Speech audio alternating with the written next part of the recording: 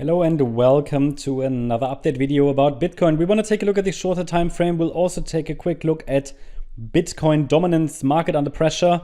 We saw it already yesterday. I mean, the warning signal was when we broke below, I think it was 92,800. That was our Fibonacci support that we were tracking. The price breaking below that level indicated weakness, and since then it's not really recovered. And it opened the door, that break below a Fibonacci support, which I've taken now off the chart because we don't need it anymore. But that was our signal. That was the first, let's say, first confirmation, first indication that we have started the larger fourth wave that you see here.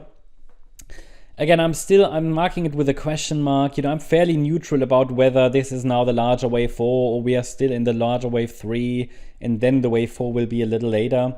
We just, what I can tell you is due to that break below micro support that we've seen, the larger wave 4 has become more likely. I mean, I did say earlier, I assume that this is the case. We're in the larger wave 4, and yeah, I mean, I would now slightly be leaning towards that we are in this larger fourth wave that could take us to 85,600 roughly, or 81,620, maybe even 77,870, but that would be quite deep again for this wave 4. So I would prefer here ideal targets, these two. Yeah, this would be, from what I can see now, sort of an ideal target zone. Ooh, that's ugly. What else could we do? Pick a color here. Maybe white. Don't know.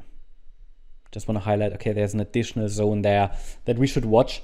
And the thing is, the pullback still looks corrective, so we don't have impulsive price action to the downside. That again keeps the door open for higher. I will not take off the wave count that still allows for one more high.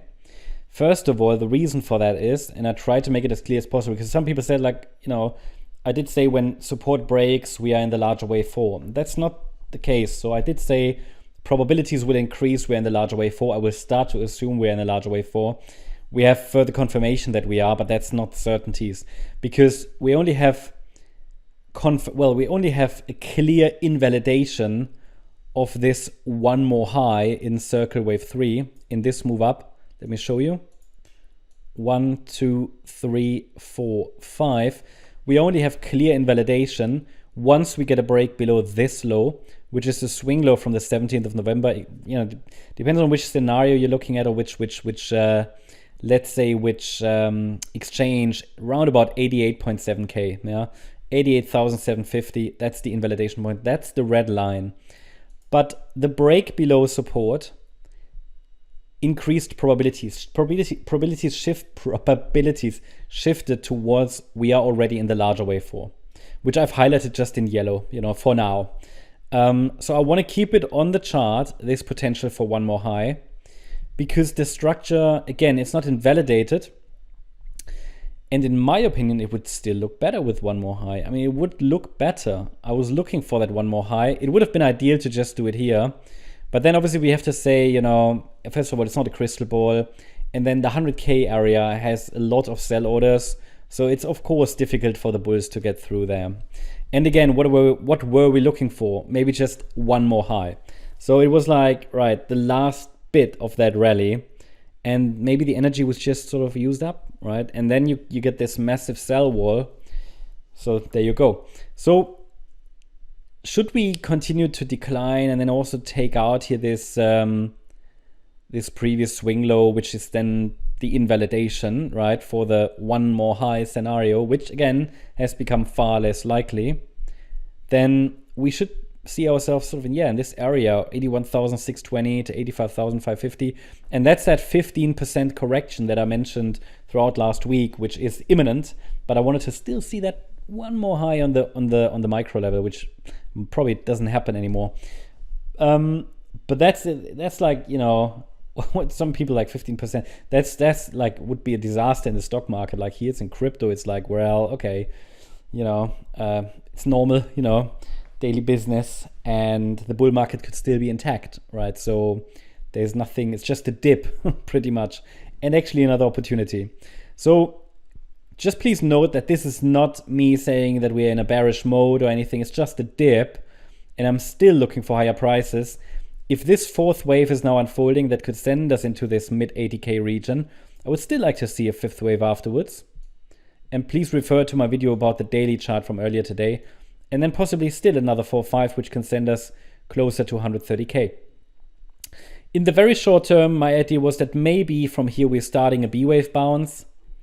Yeah, this is sort of the path that can send us into that mid 80K region. But that B wave so far hasn't really materialized. No bias here, okay? No bias here.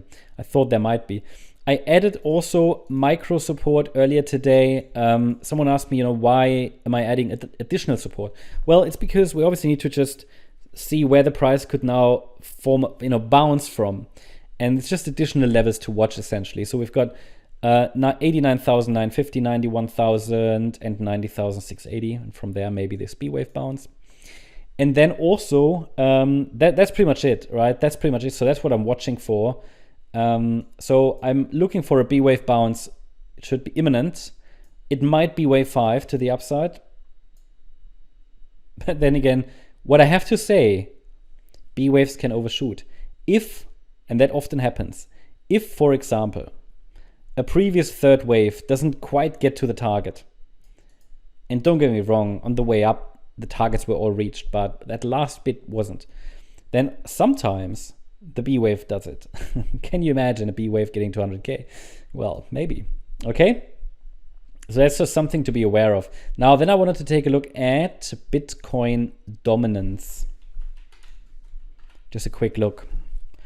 Bear in mind, Bitcoin dominance, Elliott Wave counts, they are not so reliable. I just show you what I see, give you my ideas. And here the idea was that we could still see one more high, right? So we're still in this channel. We are dealing with an A, B, C structure to the upside. That C wave is sort of extended here. And it could be a wave 2 top, or rather a D wave top, probably in a triangle. And I would still like to see at some point this, at least this E wave down, maybe to test those previous lows from 2022. But it hasn't started yet. Okay, it hasn't started yet, and I still think we could get, just purely based on Elliott Wave, which again just helps us to identify tendencies, we could still get one more high here. So maybe this was just an A, B, C in wave 4. We get one more high in wave 5, which might take us to 64%, right? But if we start to see a break below the lower trend line here, it's not such a great or clear trend line. There might be another one to watch here. Then these would be, further indications that we've actually formed the top there. But for now, we're just moving sideways, essentially, up and down, up and down. Yeah, so hopefully that helps. That's my update about Bitcoin. Hope you liked the update. If you did, please hit the like button, leave a comment, and subscribe. And if you really like the content, then please check out the channel membership. Also, make sure that you follow us on Instagram and Twitter for additional content. Thanks a lot for watching. Bye-bye.